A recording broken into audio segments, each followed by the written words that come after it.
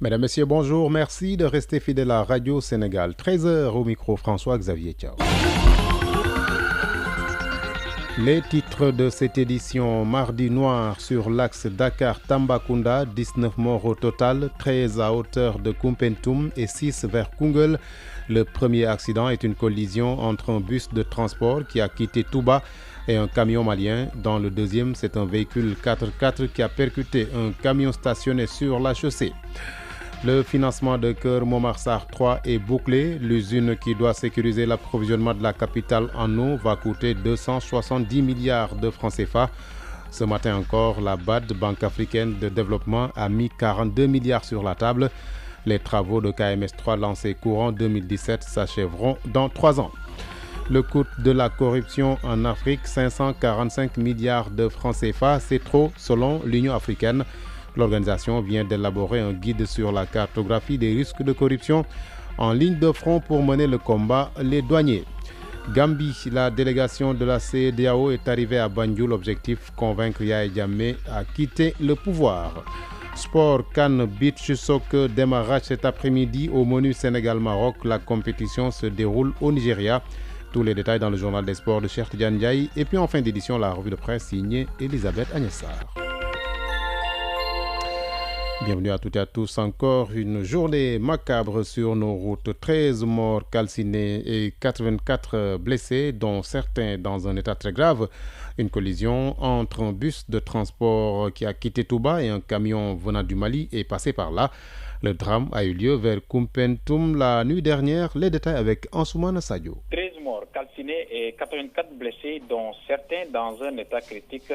C'est le triste bilan d'un accident entre un bus de transport en provenance de Touba pour le Louma de Diaobé et un camion en provenance du Mali avec un conteneur. Le drame s'est produit peu après minuit dans la nuit du lundi au mardi à hauteur du village de Douba à l'entrée de Koumpentoum. Il a fallu l'intervention musclée des soldats du feu de Koumpentoum et de Tambacounda pour éteindre le bus qui a pris feu juste après l'accident. Les corps sans vie difficiles à identifier sont tous déposés à la morgue du centre hospitalier régional de Tamba. Les blessés graves sont internés au niveau de l'hôpital régional. Difficile de savoir les circonstances exactes de ce drame, mais la gendarmerie a ouvert une enquête pour déterminer les origines de l'accident. Ansoumana Sadio, depuis Koumpentoum pour Radio Sénégal. 13 morts donc calcinés et 84 blessés, dont certains dans un état grave dans cet accident intervenu aux environs de Koumpentoum. 6 autres personnes sont mortes sur le coup à la suite d'un accident à hauteur de Yamong. Nous sommes dans le département de Koungheul. Un véhicule 4x4 a percuté un camion stationné sur la chaussée et ce véhicule venait de Goudiri. Daouda Badiane. C'est un véhicule 4x4 en provenance de Goumbaïel dans le département de Goudiri qui a percuté un camion mal garé sur la chaussée à hauteur de la localité de Yamong dans le département de Koungheul. Sur le coup, les 6 personnes, toute une famille occupant le véhicule 4x4 meurt. Le chef de famille, son épouse, leurs enfants, dont l'un âgé de 3 ans, leur belle-sœur et le chauffeur rentraient sur Dakar. La visibilité réduite pendant la nuit a entraîné le chauffeur qui roulait à vive allure. Les corps sans vie ont été acheminés au district sanitaire de Koungheul. Cet accident vient s'ajouter à la liste du bilan donné par les services de sécurité lors du Gamou à Kaolack. Ce bilan fait état de 23 accidents avec 81 blessés, un mort sur l'axe Keroualindiaï-Passy. Un motocycliste meurt après qu'il ait été entré en collision avec une charrette. Des accidents se sont produits sur l'axe Kaolack-Fatigue. Les autres accidents dans la commune de Kaolack. Daouda Labadian, Kaolack, Radio Sénégal. Radio Sénégal sur l'ensemble de son réseau synchronisé à 13h04. Le financement de KMS 3 est bouclé. La dernière convention de financement du projet Keur Momar-Sarr 3 signée aujourd'hui entre la Banque africaine de développement et l'État du Sénégal, et c'est un montant de 42 milliards de francs CFA. Ce projet d'un coût global de 270 milliards de nos francs va commencer en 2017 pour une durée de 3 ans. Le projet a pour ambition de sécuriser l'approvisionnement en eau de la région de Dakar et ses environs jusqu'à l'horizon 2035. C'est en tout cas ce que nous dit le directeur général de la SONES, Charles Fall, au micro de Yolande Ndiaye. Ce qui justifie ce projet projet de Keur Momar-Sarr, c'est pour apporter une réponse à cette problématique accrue d'approvisionnement en eau. Dakar est principalement alimenté à partir du lac de Guiers et d'une batterie de forage. Et aujourd'hui, la production couvre à peine la demande. Et Keur Momar-Sarr est la réponse durable que le gouvernement du Sénégal a apportée à travers le ministère de l'Hydraulique qui a confié son exécution à la SONES afin de sécuriser jusqu'à l'horizon 2035 l'approvisionnement en eau de Dakar. Ça permettra d'augmenter considérablement le niveau de production et de l'augmenter à hauteur de 200 000 m3 jour qui viendront se rajouter aux 400 000 m3 existants aujourd'hui. Donc, Keur Momar-Sarr va augmenter la capacité de production à satisfaire aux besoins des populations à hauteur de 50% en plus. Si ce projet n'est pas réalisé, d'ici 2025, Dakar connaîtra quand même un déficit en eau d'un niveau assez important. Ce projet autonome, indépendant, qui n'a rien à voir avec Keur Momar-Sarr existant. C'est une station de pompage et de traitement. C'est aussi une conduite de transport parce que l'eau sera produite à Keur Momar-Sarr, traitée sur site et transportée à travers des conduites d'un diamètre allant jusqu'à 1500 mm. Keur Momar-Sarr c'est aussi sa composante sociale. Ça permettra de consentir près de 100 000 branchements sociaux. Voilà, Charles Fall, directeur général de la SONES sur le projet Keur Momar-Sarr 3. En Afrique, la corruption coûte 545 milliards de francs CFA à nos économies. C'est trop, selon l'Union africaine, qui, en collaboration avec l'Organisation mondiale des douanes, vient d'élaborer un guide sur la cartographie des risques de corruption et en ligne de front pour mener le combat les douaniers. Khadifal Koulibaly. Corruption. Vous avez dit corruption? On estime que les administrations douanières et les administrations fiscales de l'Afrique recueillent 545 milliards de dollars par an. La lourdeur des procédures de dédouanement conjuguée à la corruption et au pont de vin aux postes frontaliers ont étouffé la compétitivité du continent. L'Afrique n'en vaut plus. Il est de notre responsabilité à tous de veiller à ce que notre continent soit exempt de corruption. Aussi, l'Union africaine et l'Organisation mondiale des douanes ont-ils élaboré un guide sur la cartographie des risques de corruption, un document de partage des meilleures pratiques de lutte contre le fléau. Comment l'exploiter? Comment l'utiliser? Les experts douaniers de l'Union africaine et de l'Organisation mondiale des douanes sont à l'école. Le représentant de l'Union africaine, Ali Moussa. Je suis confiant de votre capacité à proposer des idées judicieuses pour améliorer les lignes directrices sur la cartographie des risques de corruption déjà élaborées par notre partenaire l'OMD. Ensemble, nous pouvons conduire le continent en avant et en faire une destination préférée pour l'investissement direct étranger. Le Sénégal est à l'avant-garde de la lutte contre la corruption. Le directeur général de la douane sénégalaise, Pape Ousmane Gueye. Nous sommes en train de déployer tout un ensemble de procédures et de mécanismes qui vont à terme nous permettre vraiment de limiter considérablement les risques de corruption dans le cadre de l'utilisation des procédures de dédouanement. Quand je dis procédure de dédouanement, c'est aussi bien au niveau du pré-dédouanement, du dédouanement que de la phase enlèvement. Donc toutes ces phases qui seront séquencées et dématérialisés verront le risque de corruption amoindri. Les douaniers de l'Union africaine peuvent aussi enrichir le guide afin de lutter efficacement contre la corruption. Il faut savoir que le code de procédure pénale sénégalais a des limites justement dans les enquêtes en matière de lutte contre la corruption. C'est en tout cas l'avis du substitut du procureur de la République, Alassane Ndiaye, s'exprimait à l'occasion de la Journée internationale de lutte contre la corruption. C'était au cours d'une conférence publique tenue récemment à Dakar sur le thème « Lutte contre la corruption, quelle stratégie, quelles difficultés ?» Demba Diaw. Des problèmes on en trouve dans les enquêtes en matière de lutte contre la corruption au Sénégal. Du moins, c'est l'avis de plusieurs panélistes lors de cette rencontre. Le substitut du procureur de la République s'exprimait sur le panel les difficultés rencontrées dans la mise en œuvre des stratégies de lutte contre la corruption. Alassane Ndiaye. Les limites juridiques dans les enquêtes en matière de corruption. D'abord, c'est des critères de compétence pour moi qui ne sont pas du tout cohérents. Parce que les OPJ, si on prend leur exemple, et le procureur de la République, ils ont une compétence locale, tout comme le juge d'instruction. Le procureur spécial, a une compétence nationale. L'OFNAC a une compétence nationale. Il y a problème Parce que le procureur spécial près la CRI n'a pas à sa disposition des OPJ, tout comme le juge d'instruction. Le procureur l'OFNAC n'a pas à sa disposition également des OPJ, en tout cas des enquêteurs. Il peut les requérir ça. Pour sa part, le Forum civil plaide pour que la société civile puisse se constituer partie civile lors des procédures liées à la corruption. Son coordinateur adjoint, Maître Papa Moussa Félix Sow. Et c'est de par leur initiative souvent que des procédures sont enclenchées. Parce que des fois, quand l'État a des réticences pour demander au procureur d'enclencher une procédure, ou même le procureur d'enclencher une procédure, les associations qui travaillent dans le secteur peuvent tout à fait initier une plainte. Les associations peuvent constituer des sentinelles, d'être partie civile pour suivre ces procédures et veiller à ce que les fonds puissent être rapatriés pour le pays. Cette rencontre est à l'initiative du Centre pour le renforcement de l'état de droit et des institutions judiciaires. Demba Diao, des milliers de fidèles musulmans convergent vers Matam où se déroule cet après-midi la ziara annuelle de Thierno Mohamedou Samassa, un guide religieux connu pour son humilité, sa générosité et sa profonde connaissance des sciences islamiques. Alpha Seydi. Deux qualificatifs reviennent le plus souvent dans les témoignages sur Thierno Mohamedou Samassa. Un homme humble et un passionné de l'enseignement islamique, racontent ses proches, disciples et voisins.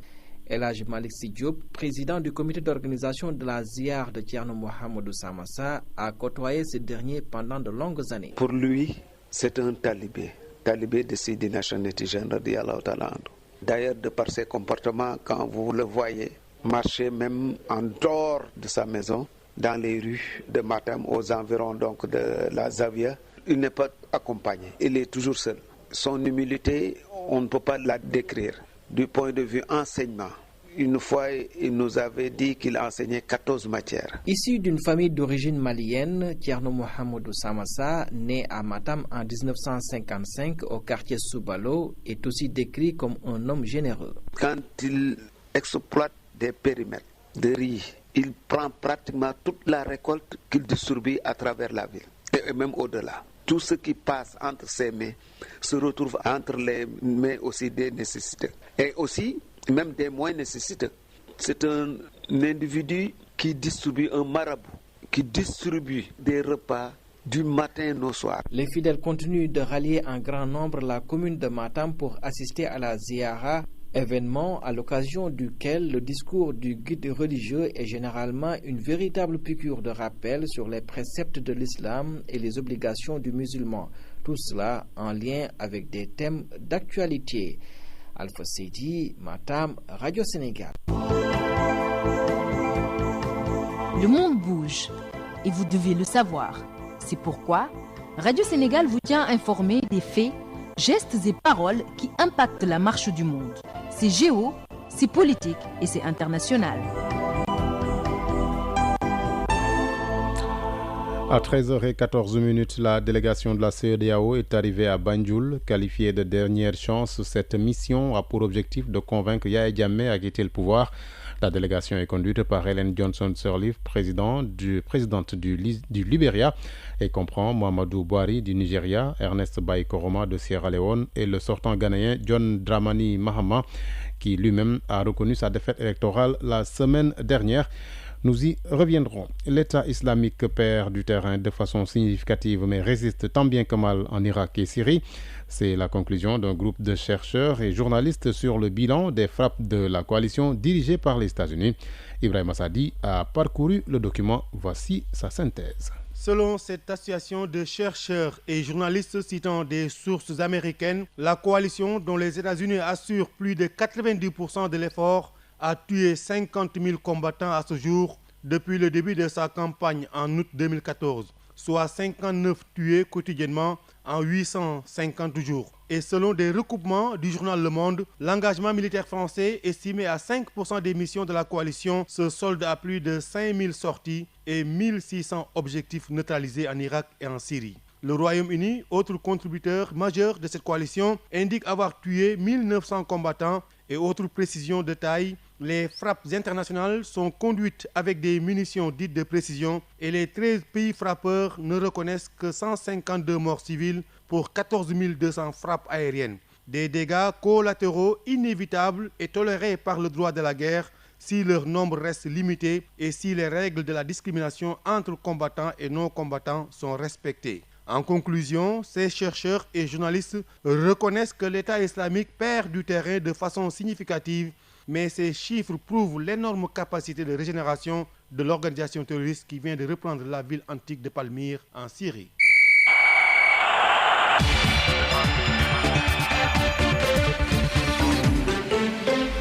L'actualité des sports présentée en direct par Cheikh Tidiane Ndiaye, bonjour. Bonjour. CAN de beach soccer au Nigeria, les Lions pour un 4e sac. Les Lions du Sénégal vont tenter de retrouver le titre qu'ils ont perdu en 2015 face à Madagascar.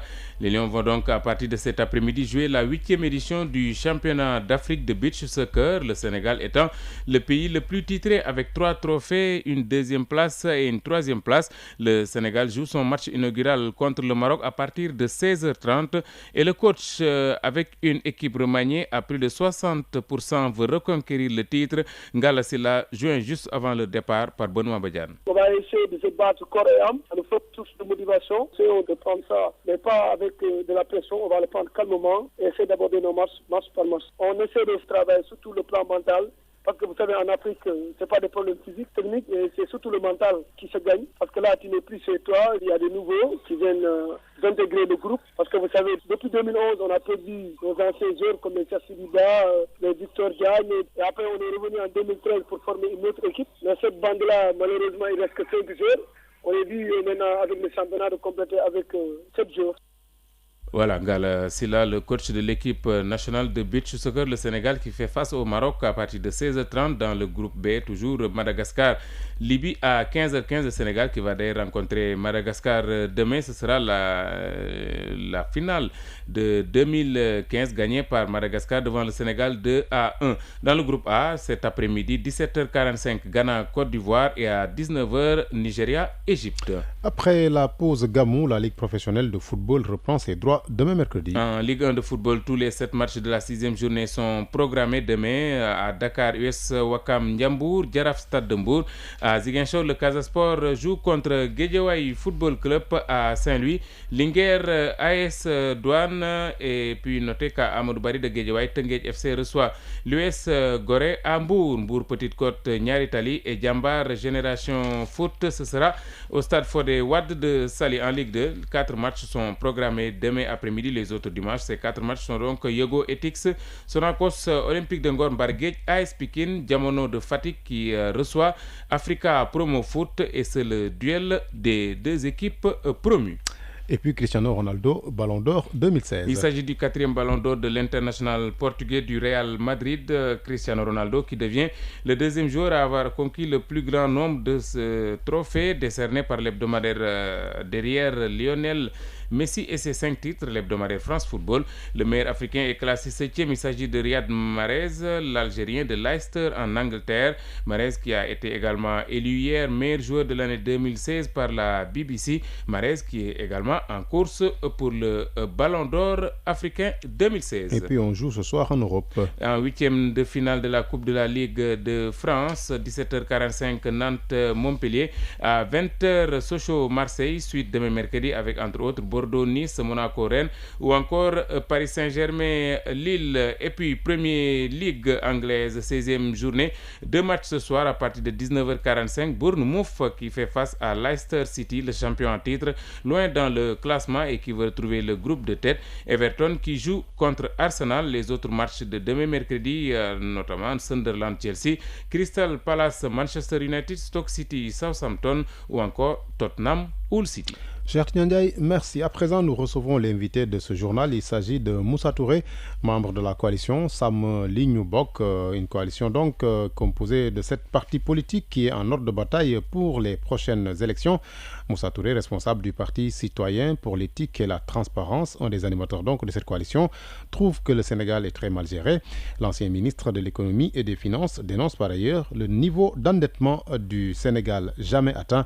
Voici Moussa Touré, il répond aux questions de Arona Gaye. Monsieur Moussa Touré, pourquoi Citoyens pour l'éthique et la transparence, votre parti et 6 autres formations politiques ont mis en place la coalition Sam Lignou Bok Alternance Solidaire? C'était une idée qui est partie un peu avant le référendum pour nous mettre ensemble pour faire la promotion du non. Et ensuite, nous avons retenu d'aller plus loin pour unir nos actions et nos activités dans la perspective des prochaines élections à venir. Mais aujourd'hui, en créant cette nouvelle coalition, vous ne fragilisez pas l'opposition parce qu'il y a déjà plusieurs coalitions politiques. Il n'y a pas au Sénégal une opposition, il y a des oppositions. Elle est multiple et diverse. Ceux qui ont les mêmes ambitions pour le Sénégal, ceux-là peuvent se réunir ensemble dans la poursuite de ces activités, de ces objectifs. C'est ce que nous avons fait. Mais il n'y a pas une opposition monolithique.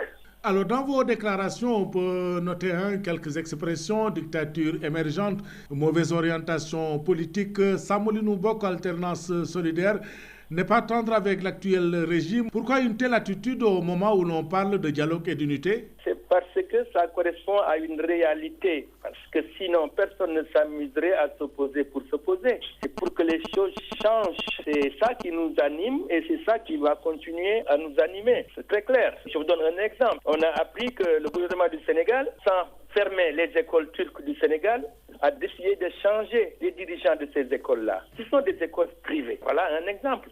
Qu'on leur reproche quelque chose de précis, je veux bien, mais ce n'est pas pour aller faire allégeance au régime turc actuel qu'il faut prendre des mesures qui sont contre la loi et contre la morale même, je dirais. Donc voilà un exemple, mais il y en a tant d'autres qu'on peut citer. Vous avez été ministre de l'économie et des finances du Sénégal. Il y a eu le vote de la loi des finances initiale et que le ministre de l'économie et des finances a annoncé un programme triennal d'investissement prioritaire de plus de 4 000 milliards et que le budget du Sénégal est évalué à plus de 3 000 milliards. À ce niveau-là, vous ne trouvez pas que le gouvernement est en train de faire des pas de géant en ce qui concerne l'économie? Le budget, ce n'est pas le gouvernement qui dégage les moyens, qui dégage les montants. C'est le travail des Sénégalais, des entreprises, des travailleurs.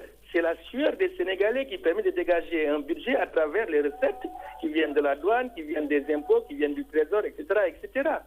Donc, il ne faut pas que le gouvernement se couvre, n'est-ce pas, d'un voile de qualité ou d'excellence pour cela. Et puis, un budget qui monte d'une année à l'autre, c'est tout à fait normal. Quand un enfant naît, mais il grandit forcément, il ne régresse pas, il ne diminue pas de taille. Donc c'est la même chose pour le budget. Alors, et ce budget-là, mais il y a beaucoup de choses à dire là-dessus. Vous savez que le tiers de ce budget-là n'est pas le fruit du travail des Sénégalais, mais c'est des emprunts qu'on va contracter à travers des emprunts obligataires, des bons du trésor, etc., etc. Le tiers du budget. Et ça, c'est pas bon pour notre économie? C'est pas mauvais, mais ce que je veux dire, c'est que si on peut emprunter 1000, on peut emprunter 10 000, 100 000 et dire qu'on a un budget très élevé.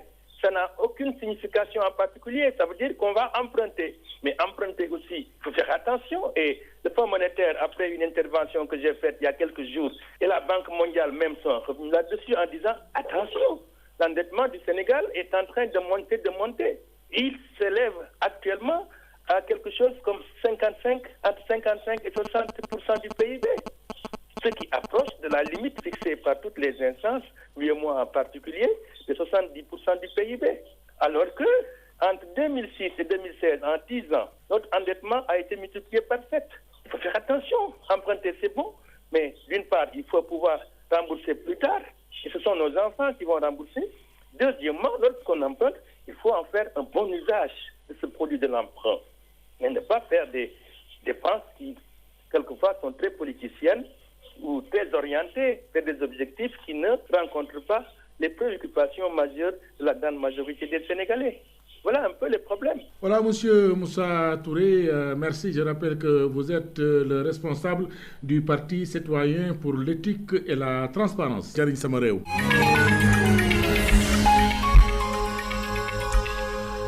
La dernière note de ce journal, la revue de presse signée Elisabeth Agnessar. La volte-face du président Yahya Jammeh encore ce matin à la une des journaux. La communauté internationale accuse Jammeh, souligne ce matin l'enquête qui révèle que les chefs d'État Ellen Johnson Sirleaf du Libéria, Buhari du Nigeria, Koroma de la Sierra Leone et John Dramani du Ghana sont attendus ce mardi à Banjul. La mission de la dernière chance selon l'enquête, puisque ces chefs d'État vont lui demander de quitter le pouvoir.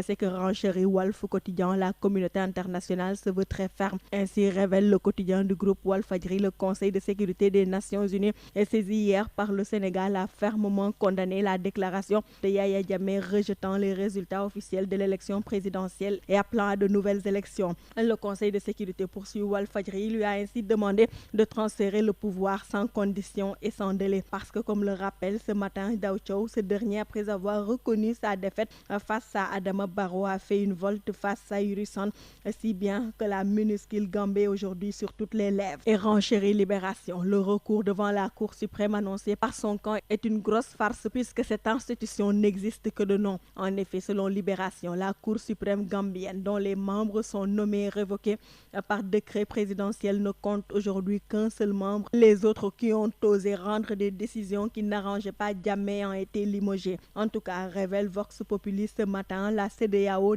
n'exclut pas de déloger Yaya Jammeh par les armes et le président élu des États-Unis menace. En effet, selon le journal, Donald Trump a demandé à Yaya Jammeh de quitter le pouvoir s'il ne veut pas mourir comme le dirigeant libyen Kadhafi. Ce qui fait dire à mon confrère Mamadou Thierno Talla de l'AS que les pressions sont si fortes et insistantes que la seule issue qui s'offre au dictateur gambien est de ravaler son funeste dessein de rétropédalage et de confiscation du suffrage des Gambiens. Parce que, comme le relève Domi Réumi, restaurer la démocratie et la paix en Gambie est un gage de stabilité pour la région ouest africaine. L'autre actualité à la une des journaux ce matin est le Mawlud 2016. Le chef de l'État qui a visité plusieurs foyers religieux en amont de cette célébration, c'est après Tivaouane, rendu à Medina Baye. Sur place, révèle Le Soleil, le président Macky Sall a salué le rôle de Medina Baye dans l'éducation et inauguré sur place un complexe comprenant la résidence des hôtes et un centre de conférence. Des infrastructures réalisées selon Le Soleil dans le cadre de la modernisation des cités religieuses, et informe l'Astre national. Thiénaba ne sera pas en reste puisque la cité religieuse devrait réceptionner avant le Gamou 2017 la résidence du Khalife et une maison de l'outil. Un Gamou donc sans nuage, comme le relève ce matin le quotidien. En effet, selon le journal du groupe Avenir Communication, ce Gamou a servi de tribune au responsable moral des Moustarchidines ou Moustarchidati Serigne Moustapha Sy pour annoncer d'éventuelles retrouvailles avec le chef de l'État. C'est que le Gamou 2016, si l'on en croit l'Obs, a été riche en révélations. Et Serigne Moustapha Sy n'a pas dérogé à son franc-parler avec des révélations sur les présidents Diouf et Sall. Mais relève le journal du groupe Futur Média, c'est la sortie du guide des Tchantakoun sur l'affaire du meurtre de Medinatoul Salam qui a retenu l'attention. En effet, Cheikh Béthio Thioune, qui célébrait le Mawlud dans sa résidence de Medinatoul Salam, s'est selon l'Obs démarqué de ces deux talibés arrêtés dans cette affaire et annonce laisser la justice faire son travail. Mais au-delà de ces révélations, rapporte Sud Quotidien ce matin, c'est le message délivré par le Khalife et transmis par le porte-parole de la famille de Seydi El Hadji Malick Sy qui retient l'attention. Le Khalife, par la voix de son porte-parole, a selon Sud Quotidien invité les musulmans et le monde à revisiter le modèle prophétique afin d'apporter des solutions efficaces à nos problèmes et à nos craintes dans un contexte mondial marqué par la violence, les velléités hégémoniques et l'oppression des forts sur les plus faibles. À 13h28, c'est la fin de ce journal. Je rappelle les principaux titres. Mardi noir sur l'axe Dakar-Tambacounda, 19 morts au total, 13 à hauteur de Koumpentoum et 6 vers Koungheul. Le premier accident est une collision entre un bus de transport qui a quitté Touba et un camion malien. Dans le deuxième, c'est un véhicule 4x4 qui a percuté un camion stationné sur la chaussée. Et puis le financement de Keur Momar-Sarr 3 est bouclé. L'usine qui doit sécuriser l'approvisionnement de la capitale en eau va coûter 270 milliards de francs CFA. Ce matin encore, la BAD, Banque africaine de développement, a mis 42 milliards sur la table. Les travaux de KMS 3 lancés courant 2017 s'achèveront dans 3 ans. L'équipe de ce 13h en cabine technique Amadou Ndiaye, au CDM Ousmane Diouf, journal réalisé par Oulili Khan et Cheikh Tidiane Ndiaye. Présentation François-Xavier Thiao. Merci de votre fidélité à Radio Sénégal. Bon après-midi à toutes et à tous.